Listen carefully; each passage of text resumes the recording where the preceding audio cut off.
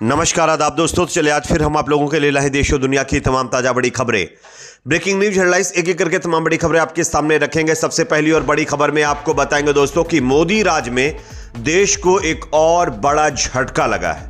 खबर यह सामने आ रही है कि हमारे देश के ऊपर कर्ज बढ़ने को लेकर एक नई रिपोर्ट सामने आई है जिसने पूरे देश को चौंका कर रख दिया है। हमारे देश के ऊपर कितना कर्ज हो चुका है इसको लेकर के आगे मैं आपको पूरा आंकड़ा दिखाऊंगा। साथ ही साथ अगली बड़ी खबर में आपको बताऊंगा दोस्तों कि आरएसएस प्रमुख मोहन भागवत की बड़ी मुश्किल।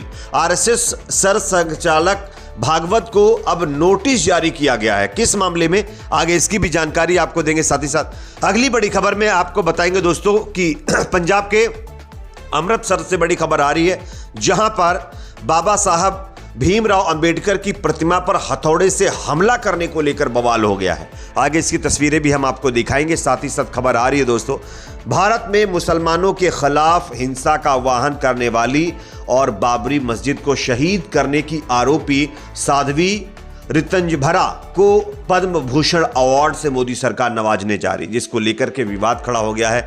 कैसे, आगे इसकी भी जानकारी देंगे। साथ ही साथ अगली बड़ी खबर में आपको बताएंगे दोस्तों कि योगी राज में उत्तर प्रदेश के अंदर एक और मस्जिद को शहीद कर दिया गया है। बताया जा रहा है इसको लेकर के मुसलमानों का गुस्सा योगी सरकार पर फूटा है। किस तरीके से, आगे इसकी भी जानकारी आपको देंगे।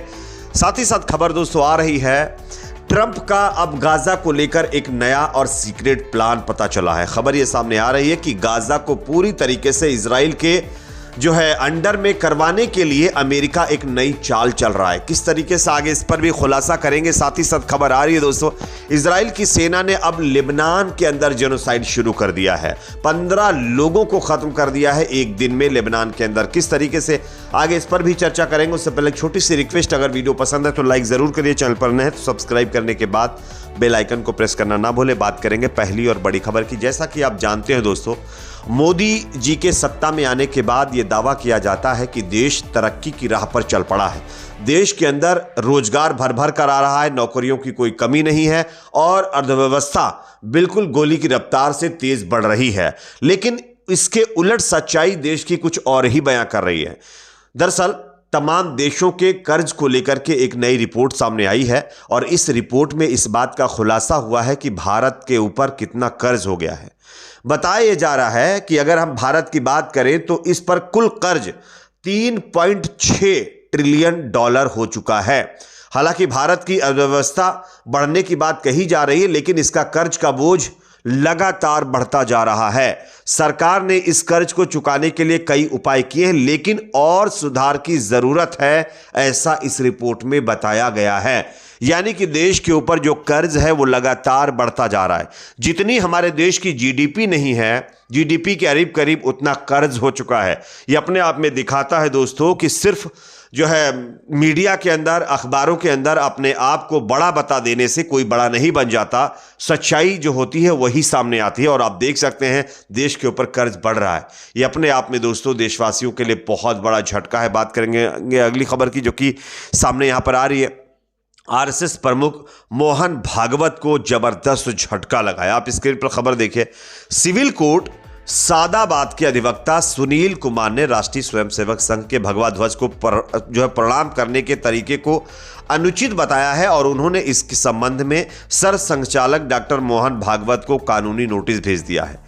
नोटिस में कहा गया है कि जिस तरह से संघ की शाखाओं में और आपके और संघ के पदाधिकारियों व स्वयंसेवक द्वारा परम पवित्र भगवा ध्वज को प्रणाम किया गया है वह तरीका अनुचित है।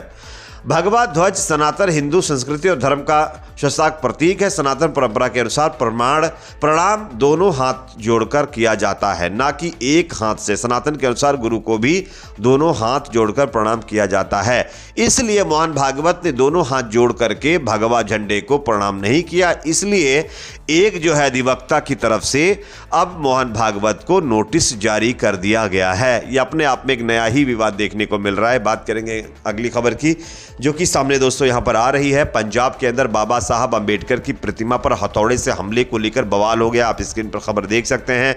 अमृतसर के कोतवाली थाना से लगभग 150 कदम की दूरी पर आज यानी रविवार दोपहर बाबा साहब डॉक्टर भीमराव अंबेडकर की प्रतिमा पर एक युवक ने हथौड़े से हमला किया। इसके बाद युवक ने वहां रखी संविधान की किताब के पास भी बताया जा रहा है कि आग लगा दी।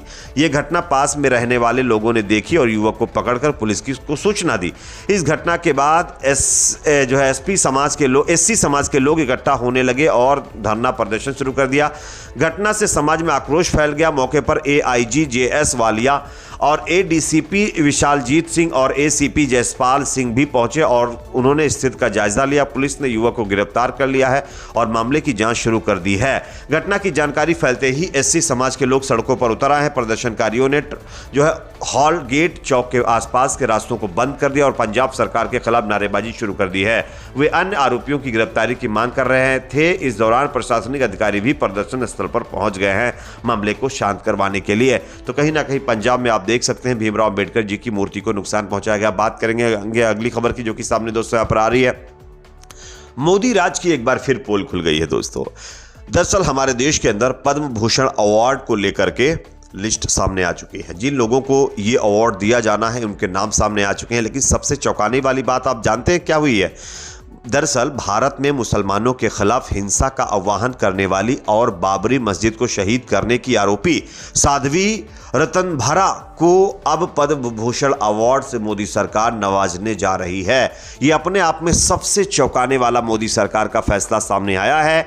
हालांकि इस पर अब विवाद बढ़ता जा रहा है। तमाम लोगों का मानना है कि मोदी सरकार उन लोगों को प्रमोट करने में लगी हुई है जो बाबरी को शहीद करने में उन्होंने भूमिका निभाई थी और देश में एक समुदाय के खिलाफ लगातार बयानबाजी कर रहे हैं। उनको पद्म भूषण अवार्ड मोदी सरकार नवाज रही है, दे रही है। खैर, इस पर आप राय अपनी कमेंट सेक्शन में जरूर रखिए। बात करेंगे अगली खबर की, जो कि सामने आ रही है। योगी राज में उत्तर प्रदेश के अंदर एक और मस्जिद पर बिल्डोजर चलाकर उसको शहीद कर दिया गया। आप देखिए खबर स्क्रीन पर। हाटा में, लखनऊ का यह हाटा इलाका आता है, जहां पर सरकारी जमीन पर अतिक्रमण का आरोप लगाकर बनाए गए मदनी मस्जिद के एक हिस्से को निर्माण कमेटी के पक्षकारों ने शनिवार को खुद ही बिल्डोजर से ध्वस्त कर दिया। मस्जिद के निर्माण में खर्च होने वाले पैसे और आय व्यय का स्पष्ट ब्यौरा नहीं देने पर निर्माण समिति के 3 पक्षों और अन्य के खिलाफ राष्ट्र विरोधी गतिविधियों में शामिल होने का मामला दर्ज भी कर लिया गया है। तोड़फोड़ की कार्रवाई के दौरान तनाव को देखते हुए प्रशासनिक टीम के अलावा बड़ी संख्या में पुलिस बल मौजूद था। करमहा तिराहा के पास 2002 से बन रही 4 मंजिला मदनी मस्जिद के निर्माण का मामला 17 दिसंबर 2024 को चर्चा में आया। हिंदूवादी भाजपा नेता राम बच्चन सिंह ने मुख्यमंत्री से शिकायत की। हाता में सरकारी जमीन पर कब्जा कर एशिया की सबसे बड़ी मस्जिद का निर्माण किया जा रहा था, लेकिन इस मस्जिद को भी दोस्तों शहीद करवा दिया गया है। बात करेंगे अगली खबर की, जो कि सामने यहां पर आ रही है। गाजा को अब पूरी तरीके से इजराइल के अंडर में करने के लिए अब ट्रंप का नया प्लान सामने आया है। खबर यह सामने आ रही है कि इजिप्ट और इसके साथ साथ जो है यहां पर एक और देश के ऊपर ट्रंप यह दबाव बना रहा है कि वो फलस्तीनी लोगों को एक्सेप्ट कर ले ताकि गाजा पूरी तरीके से खाली करवाने के बाद इजराइल के अंडर में आ जाए। खबर यह है कि 15 महीने से जारी युद्ध के बाद जब गाजा के अंदर सीजफायर हुआ है, इस सीजफायर का फायदा उठा करके यहां पर अमेरिका के राष्ट्रपति डोनाल्ड ट्रंप एक अलग ही नैरेटिव क्रिएट कर रहे हैं। खबर यह सामने आ रही है कि जॉर्डन और इजिप्ट के ऊपर ट्रंप प्रेशर बना रहे हैं कि वो गाजा के लोगों को अपने यहां बुला ले ताकि गाजा पूरी तरीके से इजराइल का हो जाए। इस बात का खुलासा कल मीडिया रिपोर्ट्स के हवाले से पता चला है। अब लेबनान से भी एक खबर आ रही है, जहां पर गाजा के बाद इजराइल की सेना लगातार जेनोसाइड कर रही है। इजरायली सेना ने साउथ लेबनान में कहर मचाया है, 15 लोगों को खत्म कर दिया है। हिजबुल्लाह को लेकर के इजरायली सेना का कहना है कि यहाँ पर हिजबुल्लाह के लड़ाके काफ़ी एक्टिव थे, इसलिए उसने हमला किया और इसके पीछे वो लगातार सिविलियंस को ख़त्म करता जा रहा है। ये अपने आप में दिखाता है कि अमेरिका और इजराइल कितने दोगले हैं और किस तरीके से दोगलापन यहाँ पर दिखा रहे हैं। इस पर आपकी राय दोस्तों कमेंट सेक्शन में रखिए। वीडियो पसंद आए तो लाइक करिए, शेयर करिए, चैनल पर नए तो सब्सक्राइब ज़रूर करें।